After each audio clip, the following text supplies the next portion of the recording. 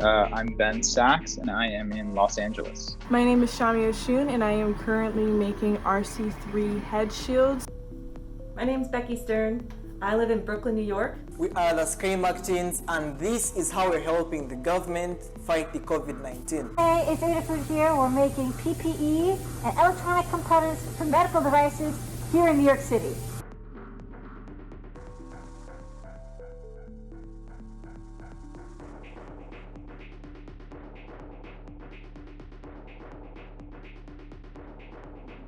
We did initial Facebook post, and basically the post went kind of viral. Just a couple of days, it had reach of 1.7 million people, which is 16% of the whole Czech population.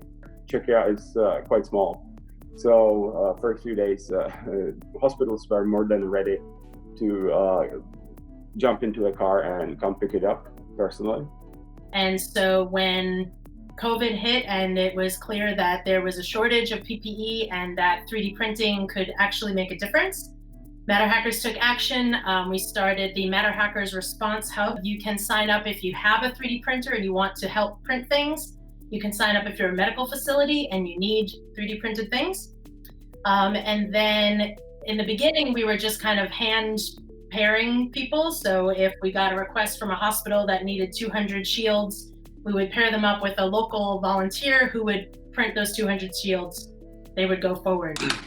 So one of the things that we're working on at the Design Lab is we've teamed up with a coalition of Art Center College of Design students and also Caltech individuals, and they call themselves the Shield Makers. And they've been developing 5,000 face shields for a healthcare provider called the Rancho Los Amigos National Rehabilitation Center.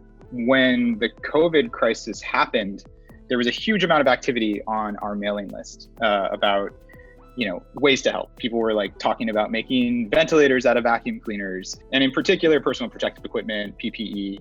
There was such a huge need for it. Designs at this point were starting to come out that NIH had started to approve. Just to have the open source community be validated by an organization like the NIH was huge.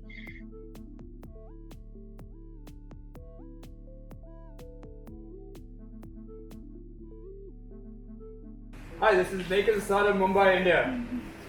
You're live over here right now where you can see all these people from all across the city with very, very different walks of life who are volunteering over here to make these face shields. The story of the face shields began on the 23rd of March when India imposed a nationwide lockdown and everyone had nothing to do all of a sudden. So we were trying to figure out how to survive and continue working on the makerspace, and that's when the idea of the M19 shields came about. It was mid-March, right? It was pretty early. And from that moment, that stuff arrived within a couple days. We were in production and, cutting and stapling and getting those first masks together. And here in New York, we had some of the hospitals hit the hardest, hit the earliest, and just happened to be, the wife of one of my coworkers is an ER doctor at one of those hospitals. And we were hearing this need directly through her, and we're able to hand off directly to people who needed it. What happened in Spain is very different from what happened in other countries.